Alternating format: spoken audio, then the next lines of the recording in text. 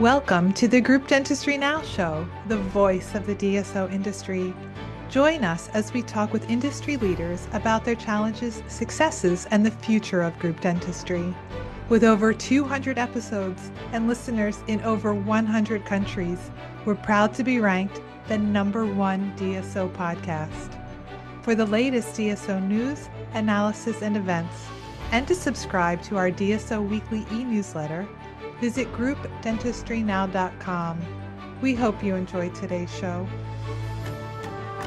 Welcome to the Group Dentistry Now Show. I'm Bill Newman, and we are on the road in Versailles, Ohio at Midmark's corporate headquarters. And we are actually going to explore the Experience Center. Michael Couch with Midmark is with us, as well as Kate Reinert from Zirc. Thank you, Michael, for the invite. This is going to be great. Bill, we're really excited to have you. Kate, it's awesome to see you as always. Really want to take us this morning into our Experience Center, really help you experience not only our beautiful campus, but what the Experience Center is all about. So why don't you come join me this morning? Let's go. Welcome, everyone, to Midmark's Experience Center. We're really excited to be here in Versailles, Ohio today. I've been here several times, and it's really it's a fabulous place to be. And I think you're going to get a real good feel for what it's like to actually be here in person. And if you stick around till the end of this video podcast, which you better, you can actually find out how you can come here in person, visit the center, and really explore things. So we're gonna take some time now with Michael Couch and Kate Reinert and have a discussion about what you see here in the Experience Center. And then also we're going to talk about planning efficiencies. We're going to talk about the future of operatory design. We're going to talk about sterilization centers and a whole heck of a lot more. Michael, first off, thanks so much for the opportunity to be here. I think the audience is going to learn a lot. And what I would say also, by the way, if you are listening to this podcast, you're not going to get the full experience. So jump on over to the YouTube channel or groupdentistrynow.com and actually watch the video so you can learn exactly and see what we're talking about here. But Michael, he is the director of marketing here at Midmark's Dental Division. Thank you so much. Michael, a little bit about your background, and then can you tell us about the Experience Center? Yeah, no, I really appreciate that, Bill, and thank you for being here. Thank you, Kate, for being here as well.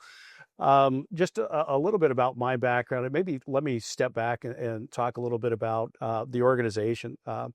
If you walk into the building, one of the things you're going to see as soon as you walk into the door on our front wall is we design. And at the end of the day, ultimately what you see, and we're going to talk about here this morning, is we design better care. And you're going to see that woven through the conversations. You're going to see that woven through the Experience Center. A little bit about my background. It's a little unique. So I carry 2 additional certifications that are really important for my role as a director of marketing, but also the work that my teams are working on a regular basis. So number 1, I have an EDAC certification. That's evidence-based design accreditation. Why is that important? Well, the evidence-based design methodology is akin to evidence-based medicine. I'm going to look at observational data. I'm going to look at other data analytics to figure out what are the things that we can do to optimize the outcomes that are happening in a clinical space.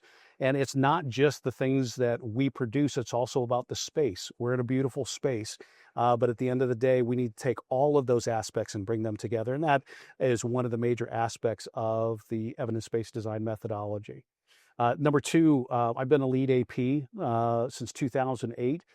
LEED is Leadership in Environmental and Energy Design, United States Green Building Council. So if you go in a lot of modern buildings, even government buildings, you'll see plaques on the wall. And it's really about the holistic design of the building. And really why that's important is in many cases, you think about sustainability, you think about intuitively the materials that go in there and what can we do to reduce, reuse. We worry about VOC and off-gassing and all the rest of that stuff. But LEED is bigger than that, and sustainability is bigger than that. And at the end of the day, if I understand how we can impact the built environment through both evidence-based design and concepts like LEED, we ultimately can have a better outcome in the space. I can design better efficiency for the space and the usage of the space. And that's going to be one of the topics that we're going to have to, discuss today, I hope. So really excited about what that brings. A little bit about this space, though. if I may. This space ultimately was a collaborative effort. We used to have a building literally right over here in the grass. And when we had the opportunity to build our new campus, we wanted to change what an experience should or could be in the future. So this space is now double the size that it used to be. And at the end of the day, this is not a showroom. This is an experience center. This space is about bringing people here to really collaborate, rethink. We purposely have dental vignettes next to medical vignettes, next to veterinary health vignettes, because we want people to go across different workflows and challenge themselves on how they can rethink their space and their outcomes for the future. And so to me, that's a really cool aspect that we bring to this space. This is ultimately about challenging what is today and what should it be for the future. I think you're foreshadowing a little bit about a question we have later on, talk about the future of the industry and the future of practice design too. And I think having access to, the medical side of things, which, there's a lot of talk about medical dental integration, and you probably see it here a lot because you're dealing with medical customers as well as dental customers. Yeah, so we'll talk about that later, but it's very, very exciting. And you're right, it is an experience center. It's also the corporate headquarters, right? So you've got the corporate side of things, but then you've got your experience center here all in one building. And when was this building built? So in the middle of COVID, we were actually building this. So if you can imagine in, 2020, 2021, and, we have teammates coming in here in the mass and we're doing the temperature checks and all the rest of that stuff. Our engineering space, literally right down the hall, we had our first teammates occupying that space. And then we gradually brought in the rest of the teammates into the new area. So in that time frame is when we fully opened. So it was really an awesome space. And even it's been a continual journey. So what I mean by that is, this year we're celebrating our 110th anniversary. So it's a really cool, year for us. But throughout that whole thing, we've been constantly thinking about how we can reinvent ourselves. Even the drive that you drive up on to the front entrance, that was just finished here recently. So all of these things have been small, little iterative changes to get us to where we're at today. And again, it's really hard to explain the experience here unless you see it. So again, if you're listening, you've got to watch the video, or even better yet, come out and check things out. That's great. And you also, I want to introduce Kate as well, but you have a lot of visitors here. It's not like this is just the corporate offices and then the experience center that people come in every once in a while. Every time that I'm here, there are multiple groups of people here. And sometimes it's actually hard to kind of get fit in because, the schedules get really packed up. So whether it's, an emerging group or a larger DSO, or you've got a course going on, there's just a ton of activity here all the time. So Kate, I don't want to leave you out. Kate Reinert, she is an LDA licensed dental assistant. I learned that today from Minnesota. She's with Zirc. And Kate, a little bit about your background and, maybe talk a little bit about Zirc and the partnership you have with Midmark. Absolutely. Well, again, thank you for inviting us today. Like you said, I'm Kate Reinert. I was a licensed dental assistant for 18 years before coming over to Zirc Dental Products. You talked about the evidence-based design, and I am the evidence, right? I got to be in the clinic. I got to be the one that was living it day to day, seeing the patients, working through those challenges and successes and whatnot.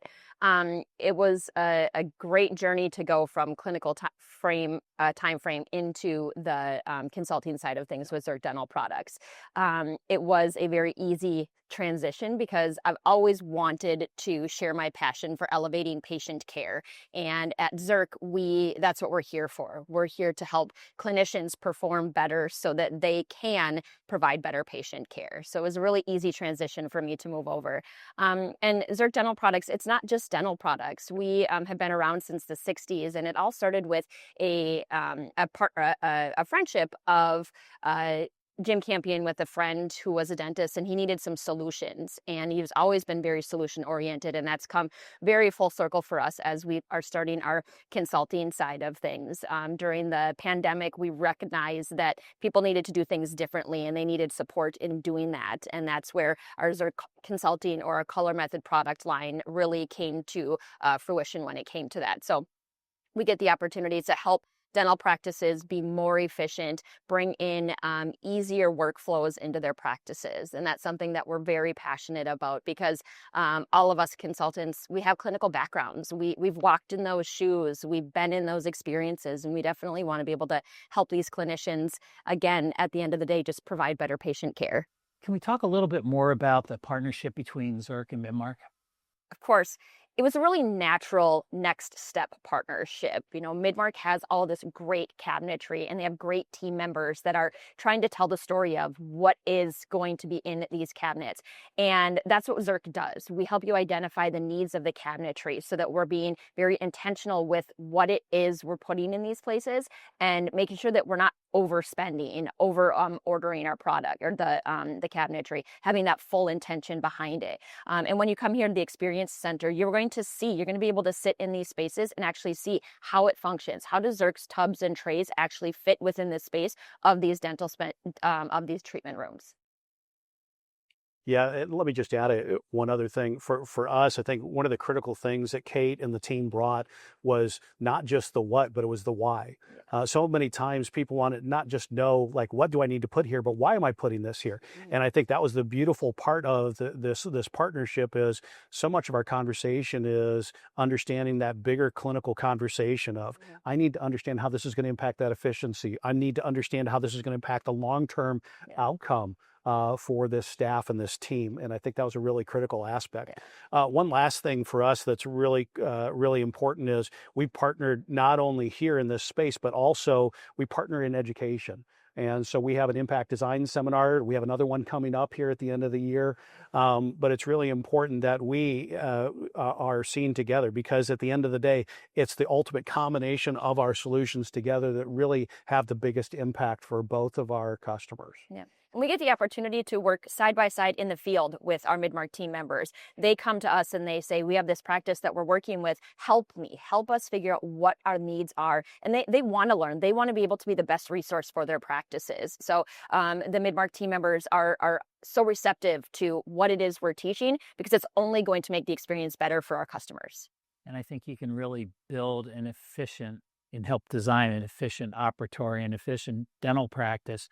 But I think you need an efficiency consultant really to come in, because you could design it and they may not necessarily know how to use it or implement that efficiency and take full advantage of that design. So it's great that you have this partnership with us. Yeah, I think it's really taking the best of both of our histories and our backgrounds. You're going to take that efficiency aspect that Kate and the team were talking about. So it's really cool to see it all come together as a holistic solution.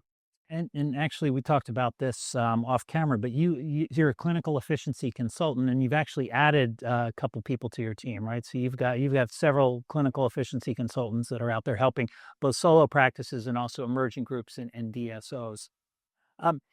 One thing I really want to mention too is both organizations are made in the USA. So Zirc is in Minnesota, manufactures their products there, and Midmark, I mean, you do everything, pretty much right here, right? I mean, it's just amazing to kind of see that, and makes me feel good. Michael, let's talk a little bit about the importance of clinical flow and the patient journey. You want to start that off?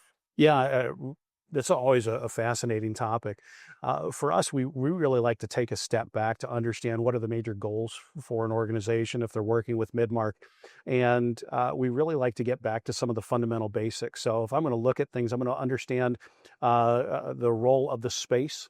So what are they looking at? And one of the things that we try to do is not just understand what's going on, but then also provide potential solutions.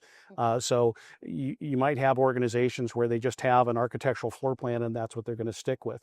Ultimately, at the end of the day, our role, we believe, is to really say, hey, there's different ways maybe you should rethink this space. When we think about clinical efficiency, understanding, especially if it's a de novo or a major remodel, this is going to be something you're living with the basic structure of for 50 15 to 20 years before you maybe do something major in a renovation. So that means you really need to rethink and challenge yourself up front to have a better outcome.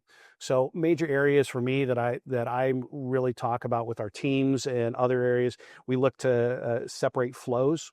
So for instance, we have conversations around wayfinding, and I know that's something that you're really passionate about. You're going to find some of the best in class facilities are going to look at things that separate a clinical flow path from a patient flow path. So if I can keep my staff in a separate space, it's going to provide better efficiencies and separate those zones. And it's going to provide better outcomes. The other thing you look at is what's going to happen in the future. I know for me, understanding or predicting what the future is going to be is, none of us are Nostradamus. We don't have a crystal ball, so we don't know what's coming. But we can have a pretty good understanding of what we believe the next 3 to 5 years are going to be. And what are the things that I need to make sure we're preparing our facilities for? So as I think about that, what are the things that we can do in the design to streamline that process? What are the things that we can do to separate those flows? What are those common mistakes that we see? So for instance, if I'm bringing in a piece of technology, is that going to disrupt my flow, or is that going to enhance my flow? So those are all major things for us that are really important. I think the other major aspect we think about is proximity. When we're thinking about proximity, you need to understand what are the things that my team or myself are going to do as a clinician on a regular basis. If I design a linear flow path that basically forces my staff or my team to walk hundreds of extra steps per day because that operatory, for instance, is all the way at the end of a corridor, and I can't efficiently get back and forth to a sterilization space or to an imaging corridor, I've now built in inefficiency in the space. So are there things that we can do inherently in design to provide for better optimization up front? The audience probably be interested. Are there some common layout mistakes that you see, and maybe some, Kate, you can chime in too.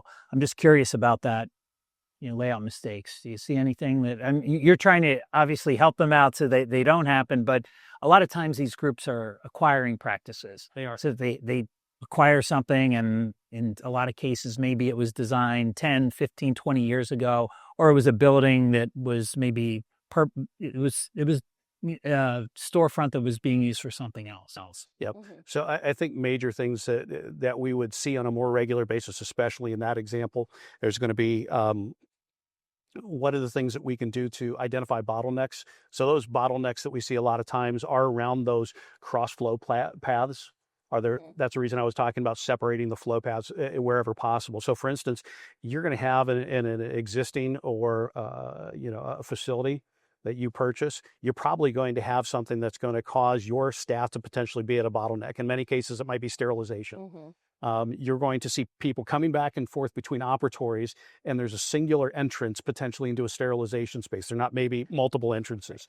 All of a sudden, that becomes your bottleneck. That's where everybody crosses over. So what are the things you could do? Is there a slight modification to the design? Is there something you could do to provide a different entrance or a different flow in that space? That it doesn't sound like a major thing, but it will. So that's the best practice, to have, multiple entrances or entrance and exit to the sterilization. And by doing that, it also reinforces from a compliance standpoint, best practice. I don't want to have somebody going from a clean area back to a dirty area. So let's keep it so the flow path is circular in nature.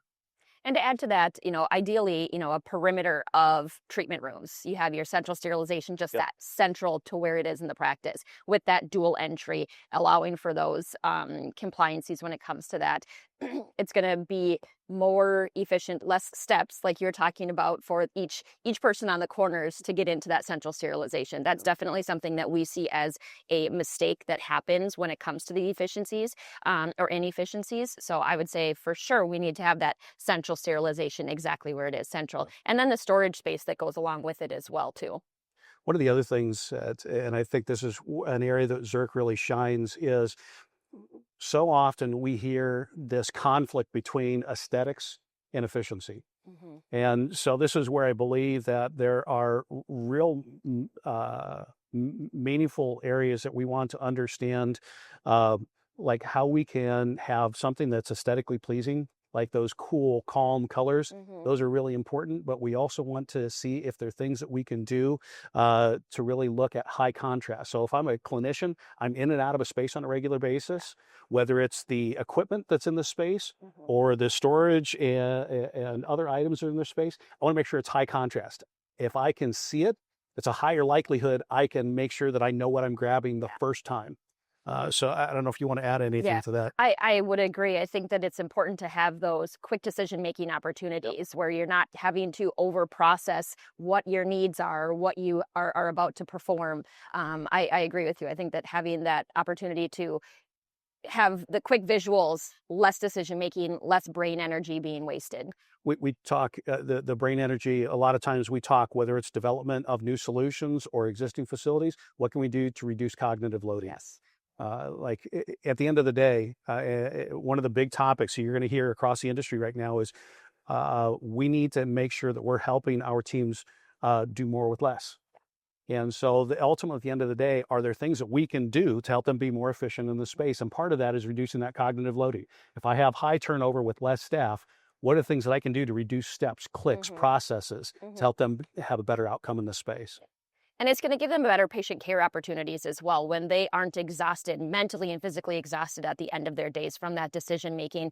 They're going to be able to make sure that the lab cases get out right away. We're going to make sure that their chart notes are done. They're not going to leave the office going, what did I forget to do today? And then that's just going to create the speed bump first thing in the morning where they have to get all of these things done. And it comes down to they're coming in earlier than to do these things. That's more payroll that needs to be done before you know it, they're getting into overtime. So it all comes around those efficiencies that need to be performed in the practice. So we covered clinical flow, patient journey. Let's focus on operatory design. Talk a little bit about that. Yeah, so I could jump in here. Obviously, we're really proud of the operatory equipment and the spaces that we create. And as you'll see here in this space, we really like to talk about ways that you can challenge that. To your point earlier, we have existing facilities. You have set walls. I can't move those walls in many cases because of the items that are in the walls. It could be electrical, it could be plumbing. That's not something that we can easily change. But there's things that we can do even in those existing spaces to really provide a better outcome in that space. So when we look at those things, we really want to look at what's going to happen in that space on a daily basis. Again, so many times when we work with organizations, we're seeing that they're so focused on what the workflow is today and what those first costs are. And really what we really need organizations to look at is what is the longer term objective? What does that next 5 years, 10 years, 15 years look like? Because ultimately that's your true cost. That's your long-term cost. That's what it really needs to be focused on. So what are the things that we can do to really optimize that space? So it could be looking at, hey, do I provide a slightly wider doorway? Something as simple as that to provide better efficiency for getting patients in and out of the space without bumping into equipment, making sure that they feel comfortable and calm in the space, those type of things. Are there things that we can do to look at natural daylighting? I want a better patient experience. Something as simple as natural daylighting. We have this beautiful facility. Part of the reason all these operatories are facing the glass is because we have that natural daylighting that comes in. It helps calm. Anytime I'm around, nature, many of us around nature, it helps us feel more relaxed. It helps us to feel calm in that space. And then also understanding what are the pieces of equipment I need to have in the space. If I design an operatory, but I'm not taking into account technology that's going to come in and out of that space, I'm doing myself and my team a disservice. So what are the things that I need to do to make sure that we're planning for, not just for today, but what's going to be for tomorrow and what's needed? Yeah, well, you mentioned something that I find has that cool factor, which are the walls that move. So you can actually be in an operatory and say, okay, well, if we were going to just maybe make it a foot smaller, you can move the wall and just kind of see what that patient flow would look like, what the experience would be like for the clinicians as well. And I think that is, it's really important to actually not just have it on paper and say, oh, okay, well, if we shrink this and we can put another operatory in here, but actually experience, okay, what's that going to be like for the patients and the clinician? It's fascinating to me. And Kate, I'll use you as an example. If Kate and I are working in tandem around a patient, and we're looking at the oral cavity, if all of a sudden that room shrinks by a foot and we're literally right next to each other and we're starting to bump into each other, we can see that. We can literally experience that in the space before we make an investment. That's exactly what the purpose of a space like this is for, to reduce that cost up front. Those mistakes that people make over and over again because they don't have the visual. Right. Absolutely. You talk a little bit about Zirc's role when it comes to organization in the operatories? Absolutely. So our goal in treatment rooms is standardization. We want things to be as standardized as possible across all treatment rooms. It's going to allow for more clarity when you're in the treatment rooms. You talked about bringing technology, and the same thing goes with the materials. We have excessive materials clogging up the drawers, creating confusion in the treatment rooms. That's more brain energy that our team members have to use. So simplifying that, creating standardization allows them to use treatment rooms for any treatment procedure. It doesn't have to be pigeonholed to, this is our endo room or this is our oral surgery room. I see a lot of practices having treatment rooms go unused because it's been identified as a certain procedure. And that's it's lost production. Yes. When you can bring materials where you need it instead of bringing the patient where the materials are, you're going to have a more productive opportunities in your day-to-day. And then it's better patient care. You have more opportunity to do that in a same-day treatment scenario where instead of room's not available because somebody's in there, now I can bring what I need to go into that treatment room.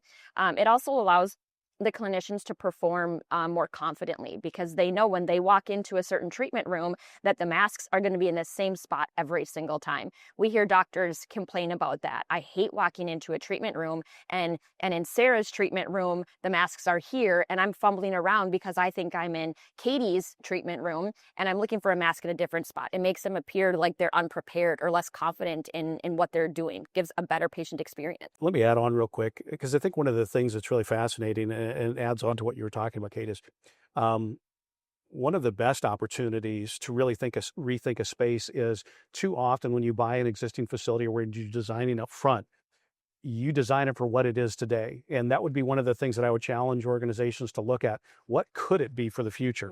And I think that ties perfectly to what you were just talking about. In many cases, we're working with organizations, group practices, DSOs, and we're looking at what can we do to actually enhance a space so it could be used for multi-specialties. So don't just think about what it is today, but what is the way for us to maximize the efficiency and use of the space? Now, you might give up a little bit because it's not as specialized as it used to be, but it allows for full utilization or better utilization of the space, which long-term is probably going to be a better outcome for the organization. So we move from the operatory to the sterilization center. Kate, talk a little bit about instrument flow, some efficiencies that both Zirc and Midmark can create in the sterilization area. Good. When we're working with a team and we are talking about their central sterilization, the first thing we talk about is how is it going to function? Let's talk about what are the procedures you're going to be performing in your practice, because with each of those procedures brings materials and instruments. How many providers are you going to have? That increases the volume. So it's important to, instead of thinking big picture, we really have to get granular when it comes to designing the central sterilization space, because if you don't have room for it, it's going to end up in the wrong place. It's going to go missing. It's going to go expired. And it really helps them have a bigger picture of what it is what is the vision of their practice. We talk about that future growth, 15, 20 years. What do we need to have prepared today so that when changes do need to be made, they're not as large in like a central sterilization space. Maybe they're just adding a treatment room. We want to create that core in central sterilization to be as efficient as possible from the get-go. And meaning we need to make sure that we have enough space for the future growth of the practice. Yeah, absolutely. Yeah. Really great conversation about the sterilization center. And I never realized that it was like the most highly trafficked area in the dental practice. And you talked about bottlenecks and the issues there. Can we talk a little bit more about that? It sounds like it's a really important area and maybe something that maybe is overlooked by some group practices and DSOs. Well, it really is. If you think about that, you have staff that are constantly going in and out of that space on a regular basis. So think about that. I've got staff that are going from each operatory and they're trying to figure out what they can do to maximize their efficiency and still have time with clinicians. So for instance, for Midmark, one of the things that we just did is we just brought out a brand new sterilization platform. But there's 3 key pillars for that particular project: durability, workflow, and compliance. And workflow in particular was one of those 3 key pillars. And for us, that workflow conversation was really key because we wanted to figure out what we could do. We've been looking at the data, and the data continues to tell us that staff level that's going on right now, the staff aren't coming back, or they're not going to be coming back soon. So what can we do to simplify the work? So what can we do to reduce steps, cognitive loading, and provide better consistency for sterilization as a step? So for instance, let me give you a quick example. One of the things for most sterilizers in the industry right now is I have to step into the space to figure out how much time is left on a sterilization cycle. One of the things we did was we made sure we literally have a light board that goes across the entire face of the device that I can see from 10 to 12 feet away, reducing the number of steps that I have to constantly take into that space. So something as simplistic as that is going to reduce steps 8, 10 times a day per person that's going in and out of that space. That's huge. Little steps add up to big savings over a period of time. The other thing for us is compliance. We really wanted to figure out what are the things that we could do to reduce the steps it takes to really document what's going on. Who's doing the process? When are they doing it? Did they do the right steps? Is it all documented? Is there a way for us to make sure it's consistent? Because what we were finding in the space is that, going back to the conversation we've been having on training and everything else, is that people are not doing things consistently. So if I could put it into the user interface and make it really simplistic like an iPhone, is that a way for make sure that it's easy to understand, easy to learn, easy to actually do, and see that consistency in the results? Makes sense. Kate? Within surgical sterilization, we definitely want to make sure that we're making like a one-way flow. I think that that's really important when it comes to that. Midmark's equipment and design really supports that. And especially when we bring in our Zirc procedure tubs and our instrument setups, we have that intentional placement of these items within that one-way flow so that we are reducing bottlenecks. We know that if this is the function that's happening here, we should be mindful of what's the function on the opposite side of that, so we don't have too many bodies in too many places. We talked about the glass shelves, or the glass windows, being able to quickly see where things are and not having to open so many cabinets. Having the procedure tubs and the instrument setups right next to the flow shelves that have all of our materials is going to make the restocking of those that much more efficient as well. We try so hard to talk about and train team members on the efficiencies, but when it's there and it's intuitive, it's going to be that much more intuitive, essentially, where they aren't having to overthink, overstep, and making their functions that much more efficient. There's one thing I want to add, and I think it's a best combination of multiple solutions. So if you think about cabinetry and you think about workflow, you think about zones. So we think about the steps. I'm going to go to step 1, step 2, but also what you need to do is, if you've done a really good job, you're actually understanding step 1 is going to be a specific zone, and I'm going to optimize the equipment and the items I need for that step. So I'm going to make sure that my top drawer is the things I need on every single time, or 90% of the time that I'm there. That bottom shelf in the overhead cabinet, that's going to be used, 80% of the time. And then so on. What you're going to do is you're going to find that you can really optimize the vertical spacing in there, but also make sure it's really clearly defined for every step along the way. It's going to, again, help reduce steps, but also increase that compliance, that efficiency throughout the whole space. Yeah. There really is a science to it all. There really is. Absolutely. Yeah. So similar topic, but inventory management. So this is like one of the top things DSOs and group practices focus on or are interested in focusing on. I don't know if they always do a great job at it, but they want to do a better job. So can you talk a little bit about, organization, inventory management, and just some best practices, and maybe what your experience is? Do you see are most groups doing a good job, or what does that look like? Our most, doing a good job, I would say it's probably 50-50. They're doing the best that they can with what they know. So it might not be wrong, but we know that they can do it better. And it all comes down to understanding what category do materials fall under? Is it a general disposable, meaning it's something that's stored in a treatment room and it's active supply? or is it a procedure-specific material? Those are expensive and they're expirable. And once we understand what type of material it is, then we can really know where should it be stored within the practice and how do we manage it. Our less expensive, non-expirable items, general disposables, those go into a storage space, a little bit offsite, not offsite, but not as centrally located. They're bulkier packaging, so we want to have a wide open visual view of what they look like so that when we're doing our reordering on a bi-monthly or monthly basis, we can go in and do a quick visual. We don't have to spend so much time searching multiple locations for these products.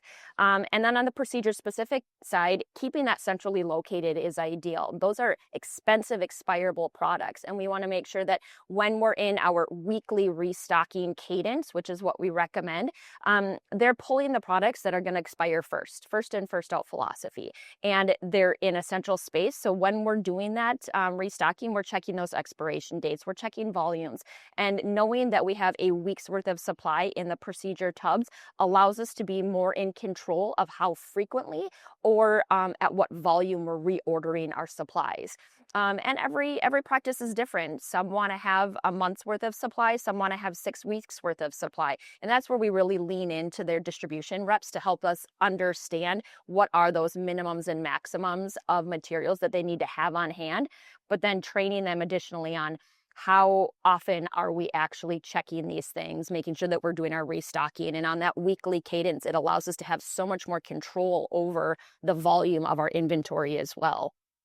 Yeah. I think that's an important thing. We hear a lot in the group practice in the DSO space. Everybody wants, it's price. Everybody's focused on price.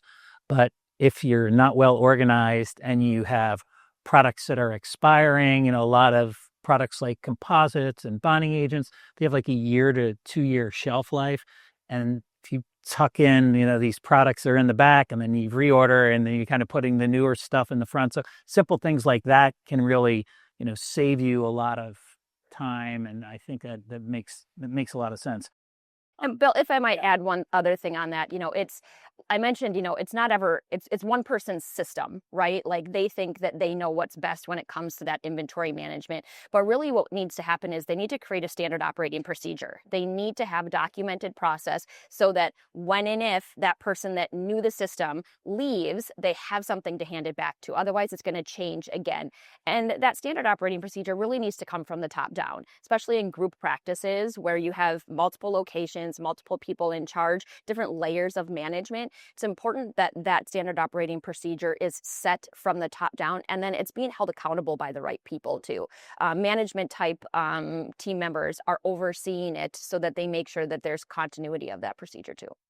Yeah, let me jump in here on a couple items because I think it just helps reinforce what Kate's talking about. So there's a couple other areas for us that are really critical. So if you get the opportunity to come here, one of the things that we're really proud of is our 20+ year heritage with Toyota Production System. So when you go out to our factory, you're going to see things like par levels.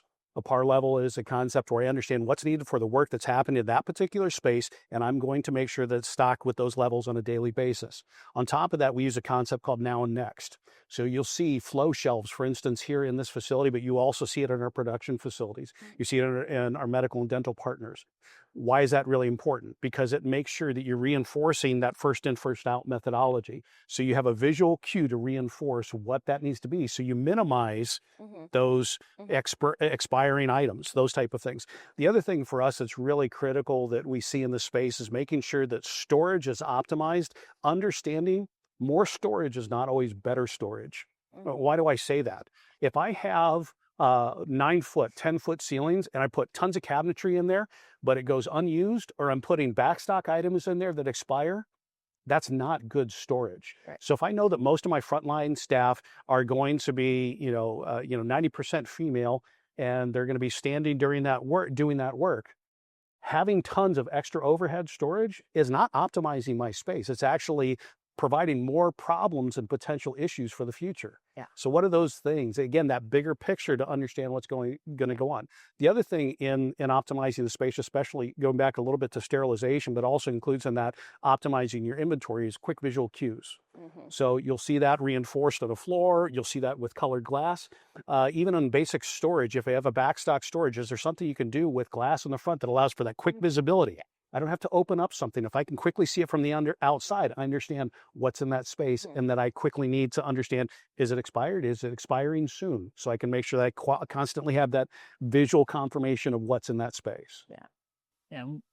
So Kate, I've got a question for you. So some of the DSOs have de novos, right? So that's relatively easy to replicate, the inventory management and the organization, because a lot of times, they pretty much all look the same or very, very similar designs. But what about a group practice that is acquiring practices? And again, they kind of, they get what they get to a degree. How easy is it to come in and replicate that inventory management and that organization from location to location when they're all kind of different? Yeah.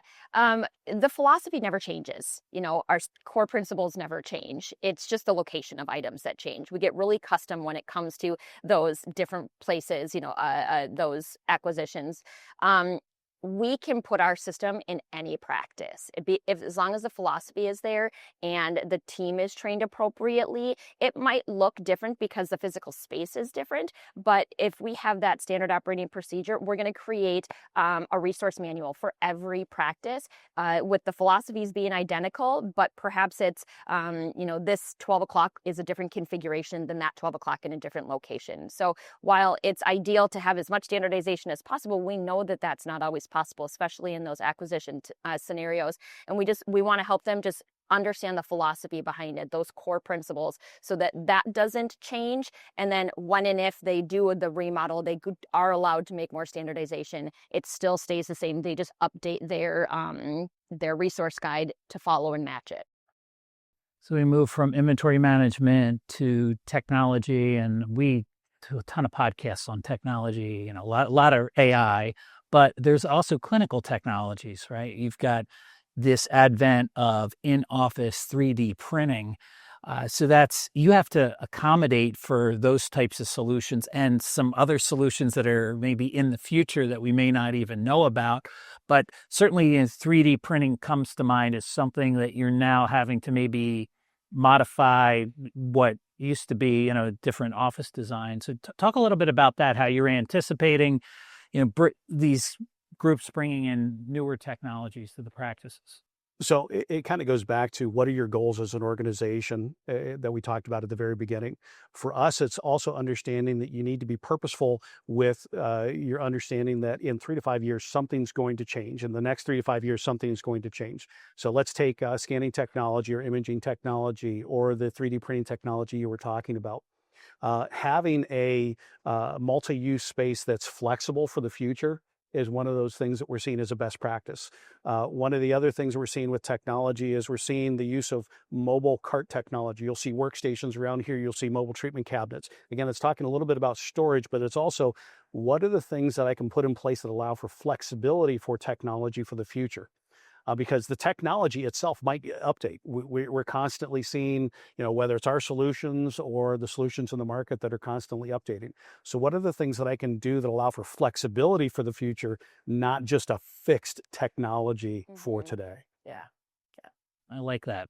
We're going to keep that term flexibility top of mind, because I think you have to be very, very flexible when it comes to these new solutions coming in. And also, again, if you're buying practices, and you go back to that, I would say half the industry is probably de novo and half are acquisition based. So you have to be flexible. So the mobile cart design, do you see a lot more usage of mobile carts? So that's one of the fastest growing areas for us on cabinetry.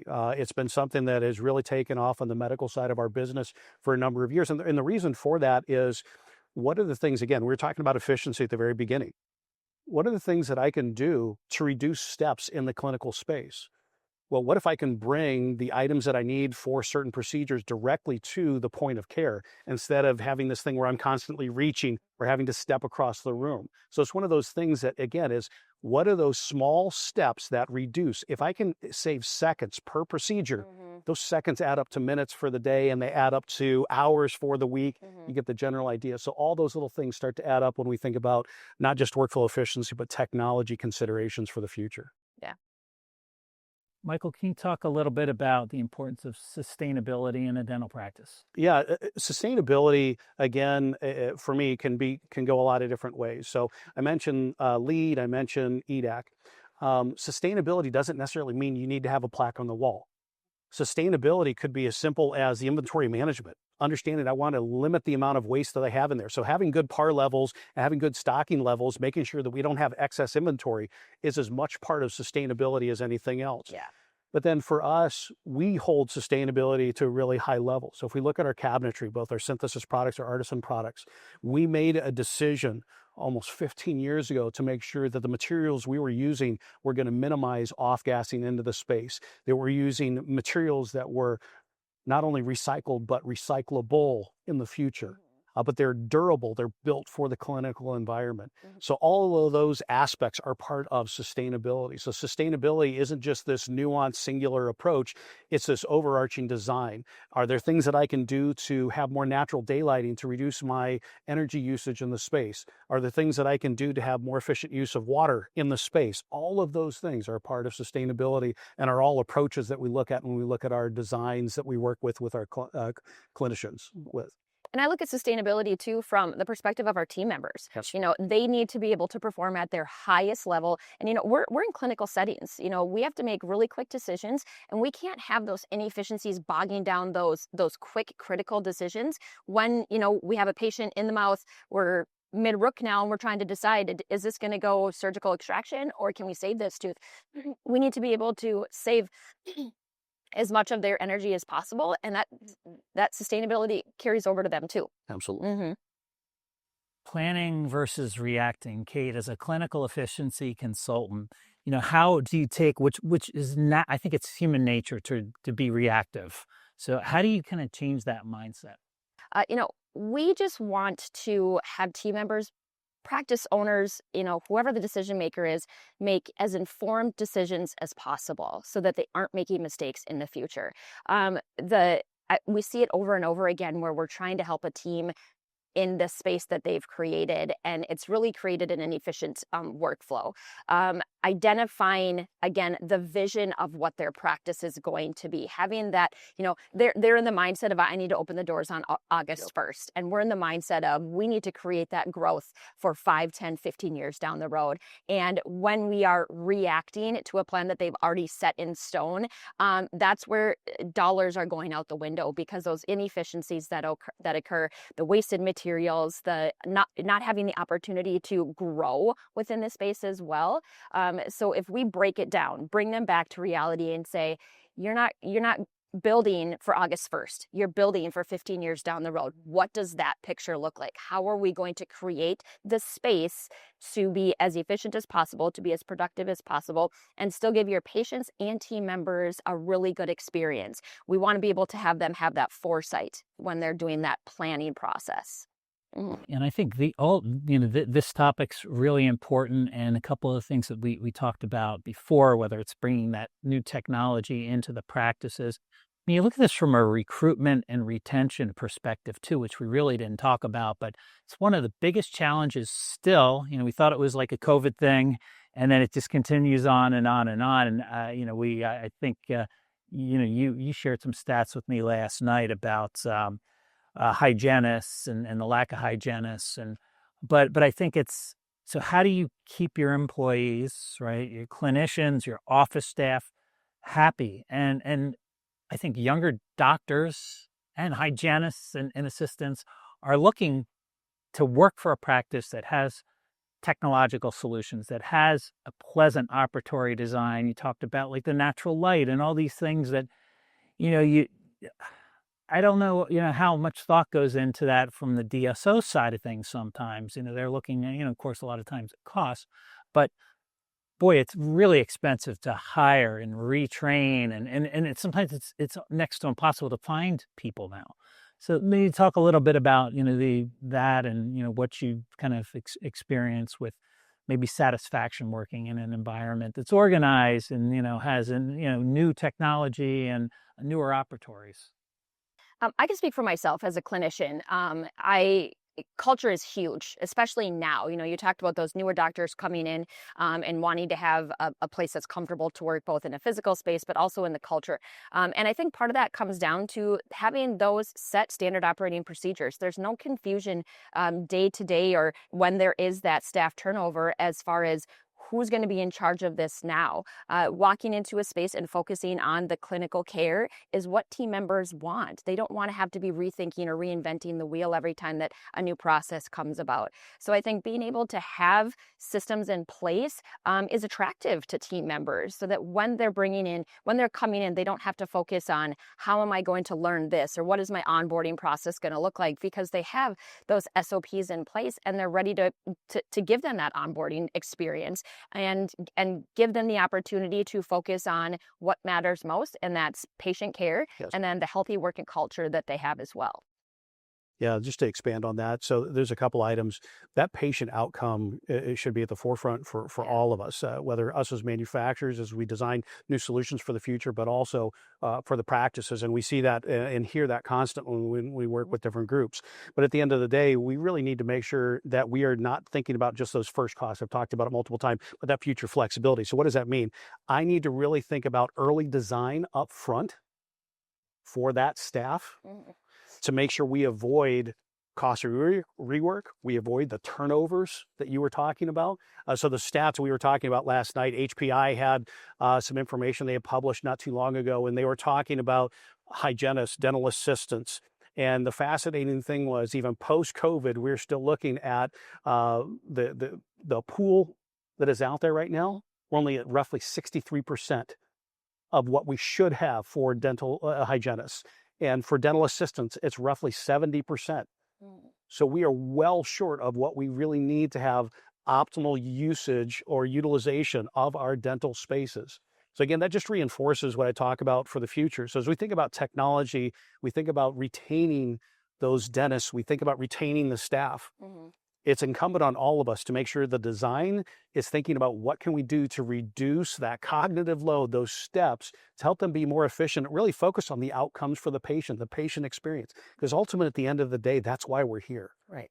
I'm not here to sell product. I'm here to have a better outcome for the patient. Yeah. Last couple of questions for you. It's been a great conversation. Michael, you mentioned you don't have a crystal ball, so I'm not going to ask you to take out your crystal ball because you don't have one, but maybe if you could just give us a little insight as to what you see the future of practice design. We talked a little bit about technology and how that's going to impact things, but maybe some other thoughts on that. And Kate, I'd love your feedback. Yeah. There's a few different areas that I see that are really impacting dentistry for the future. Number one, this may or may not be something that's on everybody's radar, but you have a rapidly growing geriatric population of 65 or older, and that's going to continue to grow for the next 15 to 20 years. Those are going to be potentially the majority of your patients.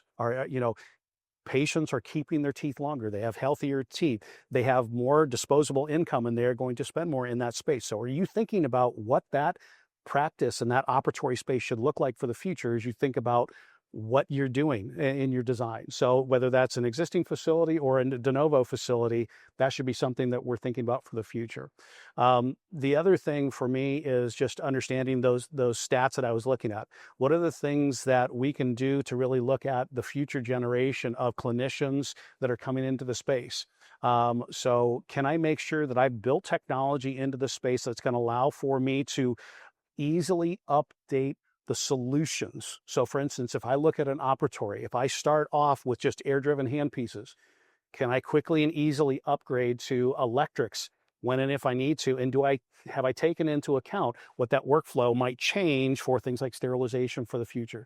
So to me, those are major things. And the third thing for us in particular, and you see us talk a lot about medical dental integration, but I personally believe that is going to continue to be a major factor for the future. We're seeing more and more organizations, DSOs providing medical care. We're seeing health systems providing dental care. We're seeing insurers provide dental care as part of their plans. That conversation, allowing patients to basically access care and see it looked at in a more broad continuum. So allowing you to not have to put in your all the drugs you take or whatever else. Maybe you don't take a bunch, but if I look at pharmaceuticals and stuff like that, so I don't have to fill that out in 20 different places. The fact that I can carry all that information and look at that as a continual healthcare journey, to me, is going to be a bigger conversation for the future. Yeah. When I look at the future of dentistry, I look at you just mentioned it, the staff shortages that they're experiencing. Teams are going to be more lean. They're going to have more systems in place, more refined processes to operate on a more lean skeleton crew, essentially. If we don't have the schools to support, we don't have the people that want to go into the industry, we're going to have to find a way to make ourselves more productive on less people, do more with less, like you were saying before. So I think the team perspective is something that's going to change. We're going to have smaller teams and even bigger organizations, bigger footprints. And as long as we have those systems in place, it should operate just fine. Agreed. Well, thank you both. Wonderful conversation. Thank you, Kate and Michael. And thank you, everybody, for watching this today. The Experience Center. If you want to actually come out and explore the Experience Center, you can go to midmark.com/experience. There'll be a form there you can fill out. And you also have an event coming up in November. It happens a couple times a year called Impact Design. Can you talk a little bit about that? Yeah, and Zirc is going to be involved with that as well. But really, it goes back to some of the conversations we've had this morning. It's really about having an opportunity to come, bring your initial thoughts and ideas for what you want your practice to be for the future, and then really get challenged about what it could be, how it could be efficient for the future, and how you can plan for those additional variables that we were discussing. So that is a multi-day event. It allows you to think about everything from finance to planning to architectural considerations to workflow efficiencies, all your staff, everything else. So it's an excellent event. Please look at it. We're really excited to have you here. We're going to have it here in this space. So again, really get to experience the Experience Center, but really help reinforce best practices. Yeah, that's great. And you can find out more about Impact Design. You can go to midmark.com/Impact Design. And the event's in November. We'll put the dates in the show notes, so you'll see when that is. But that'll be a great way to actually explore the Experience Center and then learn a lot too at Impact Design. And Kate will be there, so there'll be a focus on organization as well. So Kate, if anybody wants to find out more, contact you, learn a little bit more about Zirc organization, how do they do so? They can go right to our website, Zirc.com. The best place to start is with a discovery call. We need to learn, what is your vision? Where are you at in your practice right now? Are you an existing practice that is just looking to reorganize? Have you identified that your inventory spend is higher than it should be? The best place to start is learning, for us to learn from each other. So you'll want to go to Zirc.com and then book a call, book a demo. That's the best place to start. Well, thank you everybody again for watching this today. Until next time, I'm Bill Newman, and this is the Group Dentistry Now Show. Thank you for joining us today. Don't forget to subscribe to the podcast to stay up to date on the latest DSO news, insights, and events. Also, subscribe to our DSO weekly e-newsletter at groupdentistrynow.com.